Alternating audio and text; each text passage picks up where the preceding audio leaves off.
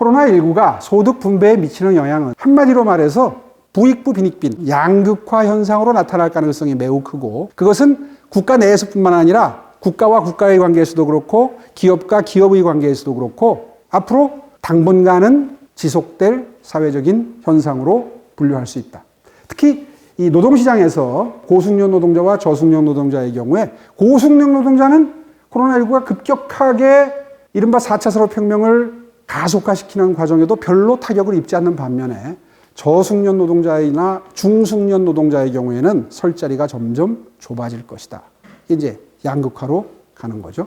이걸 극복하기 위해서 각 정부는 해법을 내놓기 시작했는데 두 가지로 대별될 수 있습니다. 고용안전망을 해결하는 방법과 사회안전망을 해결하는 방법입니다.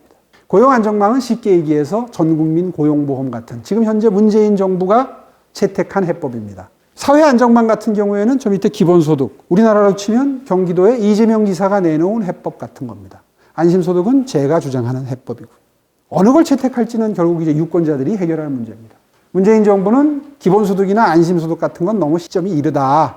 그러니 고용보험을 전 국민에게 늘리겠다. 이제 이렇게 해법을 제시한 겁니다. 하나하나 보면 이렇습니다. 코로나19 극복을 위해서 이 사회적인 어려운 분들이 특히 어려움에 처한 것을 해결하기 위해서 어떤 해법을 가지고 나라를 앞으로 경영해 갈 것이냐 하는 물밑 논쟁이 지금 이제 슬슬 불이 붙기 시작하고 아마 내년쯤에 대선 국면에서는 이게 한 핫 이슈가 될 겁니다. 왜냐하면 지금 민주당 대선 후보로 유력한 사람이 경기도 이재명 지사가 거의 뭐 1, 2위를 다투잖아요. 그러니까 이 기본소득 이슈는 사그러들지 않을 거예요. 그 사람의 지론이기 때문에. 어쨌든 현 정부는 고용보험을 전 국민에게 확대한다는 해법으로 접근을 하기 시작했는데 이 표를 보시면, 화살표를 보시면 알지만 작년에 이 예술인들에 대한 해결책이 조금 일부 나왔어요. 올해 지금 국회에서 논의하는 게 특수고용노동자, 특고라고 하는, 여러분들이 기억하시기로는 뭐 이런 분들이죠. 학습지 교사, 보험 컨설턴트라고 이렇게 이름을 부르는데 보험 한마디로 파시는 분들, 골프장 캐디, 배송 노동자들, 디지털 플랫폼을 활용해서 일거리를 얻는 분들, 이런 분들이 지금 숫자가 굉장히 늘어나고 있죠. 이런 분들에게도 전부 다 고용보험의 혜택을 주자는 건데 괜찮은 접근 같지만 실제로 이 이후에 플랫폼 노동자나 프리랜서 자영업자까지 간다는 게 목표인데 과연 갈 수 있을까? 각자 판단 한번 해보십시오. 쉽지 않은 거죠. 일단 지금 이게 늘려가는 거에서도 지금 찬반이 굉장히 첨예합니다. 필요성은 있어요. 어려워졌으니까 그분들을 보듬 안아야 된다는 건 당연한데 밑에 반대 이유를 보면 보험료 산정하는 게 쉽지가 않다. 도대체 한 군데서 돈 받는 게 아니라 여러 군데서 돈 받는 사람들도 많고, 한마디로 말해서 찬반이 첨예하게 대립돼 있습니다. 다 옳은 얘기예요. 이른바 국가 경쟁력을 높이려면 고용시장의 유연성을 확대해야 된다. 해고를 쉽게 해야 또 많이 채용할 거 아닙니까? 내보낼 수 있어야 새로 청년들을 채용을 하죠. 지금 노조가 강력하니까 해고를 잘 못해. 그러니까 새로 젊은이들 채용할 수가 없어. 이게 고용의 유연성입니다.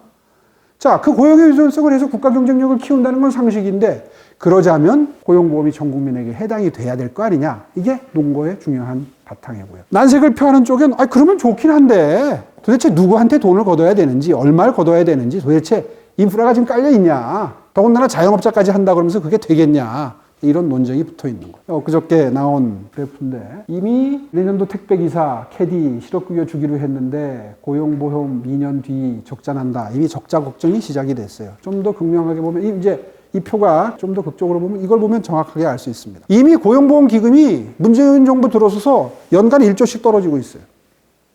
5년이면 한 5조 떨어지겠네요. 한 10조 있던 기금이 이미 정부에서 반을 까먹었어. 5년 동안. 인심 쓰면서 다 까먹은 거죠. 이 정부의 특징이기도 하죠. 다 베풀고 나눠주고. 일면 이해도 갑니다. 어려우니까. 그런데 어쨌든 그럼 10년 뒤부터는 어떻게 할 거냐. 더군다나 여기에 가속도를 붙이겠다는 건데, 전 국민 고용보험이라는 게 어려워지는 거죠. 그래서 심지어는 이런 주장도 나온다. 뭐냐, 여러분 다 아시는 4대 보험이라는 게 이제 이 고용보험, 산재보험, 건강보험, 국민연금 전부 근로자라는 걸 전제로 해서 마련된 제도입니다. 18세기부터 유럽에서부터 만들어진 전형적인 역사적인 맥락을 갖고 있는 어느 나라도 구사하는 그런 정책적 수단인데, 그런데 핵심은 근로자성이었어요. 그러니까 근로라는 개념, 어느 특정 직장에 종속돼 있다는 전속성, 사연 종속관계, 그리고 사용자라고 하는 개념이 있을 때 이게 가능했는데, 이게 2번, 3번 건강보험이나 국민연금에서 이제 지역가입자로 조금 확대를 하면서 그 사각지대를 해소를 해왔죠. 그런데 지금 방금 전에 보신 것처럼 이 특수고용 형태 노동자들의 경우에는 노동 전속성이 없어요. 여기서도 일하다가 저기서도 일하다가 동시에 여러 군데서도 일하다가, 그러니까 특정하게 매여 있는 몸이 아니다. 밑에 써 있는 것처럼 사업장이 없거나 복수의 사업장에서 다양한 형태로 일하는 근로자가 늘어나기 시작한 게 4차 산업혁명의 특징입니다. 이제 긱 이코노미라고 하죠. 이합 집산이 잦고 특정한 직장에 매여 있지 않은 그런 특성을 가진 노동자들을 보호하려다 보니 근로자성이라는 개념이 걸리적거리기 시작한 거죠. 그래서 이 사회보험론자들은 이번 기회에 특수고용 노동자나 프리랜서를 넘어서 영세 자영업자까지 보호를 하려면 근로자성을 버려야 된다. 그러면 그 다음엔 기준이 뭐가 남냐? 소득이라는 게 남습니다. 돈 버는 사람은 다 그냥 해당 사항을 인정을 해주자. 조건을 인정을 해주자. 이제 이런 논쟁이 벌어지기 시작한 거예요. 이른바 복지 논쟁, 미래의 복지 논쟁이 이제 이미 시작이 된 거죠. 자, 이렇게 보고 보니, 소득을 기준으로 한다고 보고 보니 뭐가 생각이 나요? 안심소득이라는 게 등장한 연원을 이해하실 수 있습니다. 구분하기가 쉽지가 않아서 결국 나라 돈으로 도와주자는 건데, 그러자니 차라리 돈 나눠주지. 그런데 이제 두 가지 방법이 있어요. 돈 나눠주는 방법이. 기본소득이냐, 안심소득이냐. 기본소득의 개념은 여러분 다 들어보셨을 거예요. 개념이 뭐예요? 전 국민을 소득 수준 구분 없이 똑같은 금액을 현금으로 매월 나눠주자. 이게 기본소득입니다. 무차별적으로 똑같은 금액을 나누어 주어서 해결하자. 안심소득은 여기 설명한 것처럼 연소득을 저기 위에부터 고소득층부터 저소득까지 쭉 나열을 해서 딱 가운데를 잘라요. 이거 이제 중위소득이라고 하는데, 중위소득 밑에 돈을 나눠주는데 똑같은 액수가 아니라 가난할수록 돈을 못 벌수록 많이 나눠주는 하후 상박, 밑으로 갈수록 후하고 위로 갈수록 적은 액수를 나눠주자는 게 안심소득의 골격입니다. 이 위기를 극복하는데 어느 방안이 더 유효적절한 국난 극복의 방법이냐, 미래 복지의 제도냐, 이걸 가지고 이제 논쟁을 벌이기 시작합니다. 여기 보시는 것처럼 요게 본인 소득입니다. 요 설계를 한 건 제가 아니라 아주 우파 경제학을 하시는 분이 창안한 걸 저는 이제 그분과 함께 협업을 해서 이걸 이제 대중화시키는 작업을 하고 있는데, 연소득을 2023년을 기준으로 본 겁니다. 2, 3년 뒤를. 왜냐하면 다음 행정부가 2023년부터 시작이 될 테니까. 그때를 기준으로 하니까 4인 가족 기준으로 연 6천만 원을 버는 가구가 중위소득이더라고요. 그러니까 4인 가족 기준으로 6천만 원을 버는 사람이 있고, 한 푼도 못 버는 사람이 있으면, 한 푼도 못 버는 사람은 이 6천만 원의 절반, 3천만 원을 다 지원을 받습니다. 6천만 원 버는 사람은 하나도 지원 못 받죠. 그러면 이 위에 또 국민의 절반은 세금을 내는 사람들이죠. 그렇게 보시면 됩니다. 그래서 예를 들어 3천만 원 버는 사람은 1,500만 원을 지원받게 되는 거죠. 그렇게 해서 어려울수록 보충을 해주는 시스템이라고 이해하시면 되겠고요. 이해를 돕기 위해서 이제 4인 가족 기준으로 계산을 한번 해봤습니다. 핵심은 뭐냐 하면 근로의욕을 떨어뜨리지 않고, 지금 기초수급자들 같은 경우에는 돈을 연 한 1,000만 원, 2,000만 원 더 벌 기회가 생겨도 일을 안 해요. 왜? 기초수급자 자격을 빼앗길까 봐. 그런 일은 없다는 거죠. 설계한 이유가. 버는 거 다 자기 거니까. 2인 가족 기준으로 한번 예를 들어봤고요. 재원은 이렇습니다. 기본소득 같은 경우에는 월 50만 원 정도를 나눠주려고 그러면 1년에 600만 원이고, 뭐 이렇게 해갖고 계산을 하면 전 국민을 그렇게 나눠주려면 1년에 300조가 들어갑니다.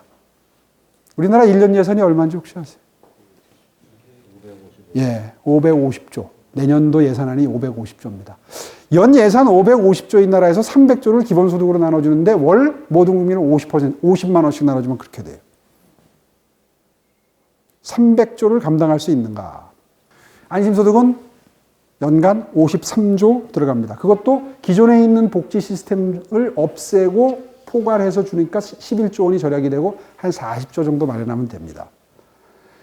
어차피 몇 년 뒤에 복지 예산이 한 90조 느는 걸로 되어 있기 때문에 이 정부의 로드맵에 따르면 그 늘어나는 거의 절반 정도를 여기에 투입하면 되는 거죠. 복지 정책을 통폐합하면 되는 거죠. 그렇게 해서 재원을 해결하겠다는 거고요. 흥미가 있으신 분들은 그 MBC 100분 토론 한 3개월 전에 있었습니다. 이재명, 오세훈 100분 토론을 한번 참조하시면 아주 재미있는 토론을 즐기실 수 있을 겁니다. 어쨌거나 안심소득이 이런 장점이 있다. 아까 말씀드린 대로 코로나19 때문에 또 4차 산업혁명의 가속도 때문에 소득 격차가 커지는데 부익부 빈익빈이 심각해지는데 어느 나라 막론하고 이걸 해결하기 위해서 해결 방안으로 소득 격차를 해소하는 데는 이게 제일 우월한 제도다. 왜냐하면 어려운 사람들한테 많이 주니까 당연히 가장 우월한 제도죠. 고용보험 시스템으로 해결할 수 없는 사각지대까지 다 포괄할 수 있습니다. 그렇죠? 두 번째는 아까 말씀드린 대로 기초생활수급자들에게까지도 근로유인을 제공할 수 있다. 게으른 사람 최소화할 수 있다. 세 번째는 경제라는 거는 일단 써야 선순환 구조가 되는데 어려운 사람들, 힘든 사람들일수록 돈 받으면 바로 쓸 수밖에 없죠. 그러니까 경제를 돌리는데 경제의 선순환에 마중물 역할을 할 수 있도록 이재명 지사도 기본소득이 그런 경제적인 기능을 한다고 주장을 해요. 제일 중요한 논거로 얘기를 하거든요. 그 효과도 안심소득이 더 우월하다. 네 번째, 다섯 번째는 뭐 말할 것도 없죠. 단순하게 주니까 행정이 필요 없어요. 복지 인력의 절반이 줄어들어도 됩니다. 비용이 많이 안 들어간다.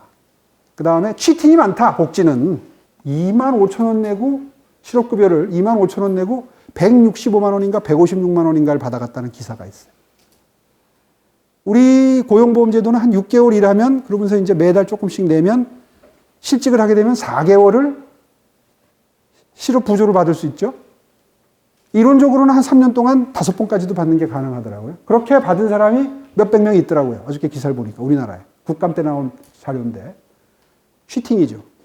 정부를 속이는 겁니다. 계속해서 일하다가 최소한만 일하고 쉬고 최소한만 일하다가 쉬고 하면서 평생 그렇게 살겠다는 의지가 보여요. 그런 분들은. 그런 거 못하게 할 수 있다. 이 시스템은 해결할 수 있다. 이렇게 해서 이제 사회적으로 시작된 이 고용안전망이냐 사회안전망이냐의 논쟁, 또 사회안전망 중에서도 기본소득이냐 안심소득이냐의 논쟁, 이걸 지금 맛배기만 보여드렸는데요. 이게 어느 게 해법이 될 수 있을지는 알 수 없습니다. 여러분 아시는 것처럼 기본소득이나 안심소득은 실리콘밸리에서 일론 머스크나 마크 저커버그 같은 사람이 지금 이야기를 시작해요. 그 사람들은 미래를 보거든요. 이거 4차 산업혁명이 본격화되면 일자리는 확실히 줄겠다.